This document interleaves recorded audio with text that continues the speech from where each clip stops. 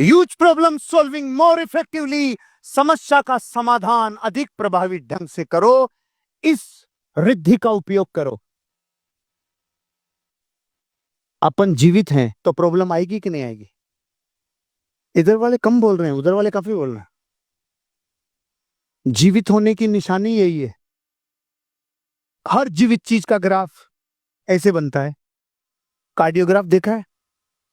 ECG. हर जीवित चीज का ग्राफ अनसेटल रहता है, और जब तक ये अनसेटल है तब तक अपन सेटल है। और अगर ये पी पी सीधी हो गई, अपन अनसेटल हो जाएंगे। तो करना क्या होगा? जीवन में समस्याएं, प्रॉब्लम्स आना जीवित होने की निशानी है।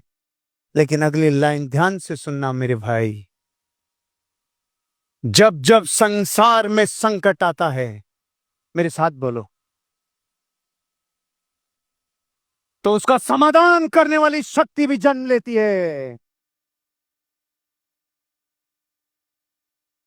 दुनिया में जितना ज्यादा जहरीला सांप होगा, और वो जंगल में जिस एरिया में आपको काटेगा, 30 फीट की रेडियस में उस सांप के काटने की औषधि वहीं पे मौजूद होगी। ये प्रकृति का नियम है। जंगल में गए, सांप मिला, सांप ने काटा, जिस जगह काटा वहां से 30 फीट की डोरी लो और गोला बना दो। उस सांप के जहर की दवाई उस 30 फीट के गोले में मिलेगी। इतना प्रकृति में न्याय है। लेकिन नहीं, हम तो नहीं मानेंगे। कैसे प्रूव होगा? तो कटवा के आजा घर पे, इलाज करा ले भाई। अच्छा, मैं आपको जो भी बातें कह रहा हूं मानने की है ही नहीं, लेकिन जानने की तो है। संसार की सबसे बड़ी विडंबना पता है क्या है? इंसान जिस चीज को जानता और मानता नहीं है ना, उसे स्वीकार नहीं करता। ये संसार की सबसे बड़ी प्रॉब्लम है।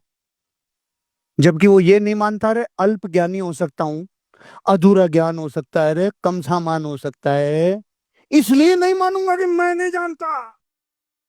अब इसके कहाँ टुल्लू पंप लगाए हैं कि ये समझे? क्या करें, है संसार की विडंबना इस टाइम। क्योंकि संसार में सबसे ज्यादा इंफॉर्मेशन फैली हुई है ना, तो सब ये समझते हैं हमें सब जानते हैं हम। तो जो नहीं जान पा रहे हैं उसको स्वीकार भी नहीं करेंगे हम। ये विडंबना है। जब जब संसार में संकट आता है तो उसका समाधान करने वाली शक्ति भी जन्म लेती है। बताओ, उस बिल्ली को प्रकृति ने सॉल्यूशन दिया कि नहीं दिया? दिया। सॉल्यूशन अपने पास रहता है। ऐसे आपके पास कभी संकट आएगा धन का, कभी संकट आएगा रिश्तों का, कभी संकट आएगा हेल्थ का, कभी संकट आएगा, विपत्ति आएगी, परेशानी आएगी। कभी देहिक, कभी देविक, कभी परेशानियां, कभी लौकिक, कभी पारलौकिक आएगी ही आएगी। लेकिन मां कसम, इस लाइन को अगर उस टाइम याद कर पाए। प्रॉब्लम क्या है कि जिस टाइम आपको इस विद्या की जरूरत होती है, उस टाइम अगर याद नहीं आई, तो कर्ण को इसलिए मरना पड़ा था क्योंकि फिर ब्रह्मास्त्र प्रकट नहीं हुआ था। क्योंकि उसने अपने बारे में छुपा के विद्या धारण की थी। और परशुराम जी ने कहा था, बेटा ये मेरा श्राप नहीं है, तूने विद्या ही मेरे से झूठ बोल के धारण की है।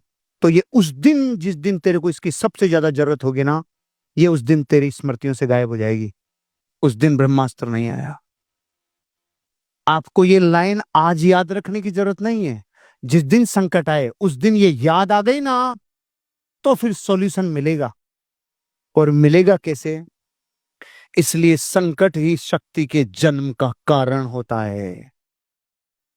ओ डीलरो, आर यू रेडी?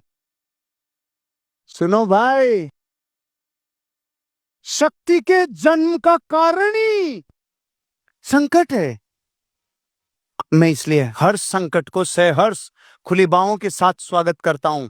आजा, तो आया है तो नई शक्ति का जन्म भी होगा। क्योंकि ये ये नैसर्गिक यूनिवर्सल लॉज हैं। ये होते ही होते हैं। मैंने जिया है भाई। मैंने बोला है आपको कई बार, अगर संसार में आपको कोई निर्दोष होते हुए फंसाने वाला मिलेगा, तो प्रकृति में कोई बचाने वाला भी आपको भी मिलेगा। ये नियम है। लेकिन किसके लिए लागू होता है? मैं बहुत लोगों को जब कहता हूं ना लॉ ऑफ अट्रैक्शन, तो वो कहते हैं सर काम ही नहीं करता। हमारे जो लॉ ऑफ अट्रैक्शन काम ही नहीं करता। बिल्कुल सही कह रहा है। इसीलिए हमें पता है पूरा काम कर रहा है। नहीं समझे? वो क्या कह रहा है? हाँ, हमारे तो काम ही नहीं करता। और अपन क्या करे? काम करता है, तो उसके कर रहा है ना काम। अरे कर रहा है कि नहीं कर रहा? हमारे तो काम ही नहीं करता, तो उसके नहीं कर रहा। हम भी ये कर रहे हैं कि तेरे नहीं करेगा। यही तो लॉ ऑफ अट्रैक्शन है। ये आपके तब काम करेगा, भीतर से भीगोगे तब काम करेगा। शक्ति के जन्म का कारण क्या है? यार अरे मैं शांति से बैठ जाता हूँ यार।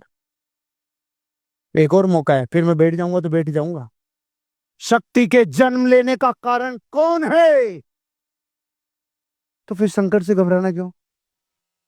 बता दो आप। हाँ भी कर रहे हो, फिर संकोच में भी रहते हो। अरे जब शक्ति के जन्म का कारण ही संकट है, तो घबराने की जरूरत नहीं है। शक्ति भी पैदा होगी, होगी भाई। संकट मतलब, संकट मतलब, संकट मतलब, संकट मतलब, संकट मतलब, संकट मतलब कामयाबी, सुख, समृद्धि। तो आज के बाद संकट का स्वागत कैसे करोगे? थोड़ा करके दिखाओ।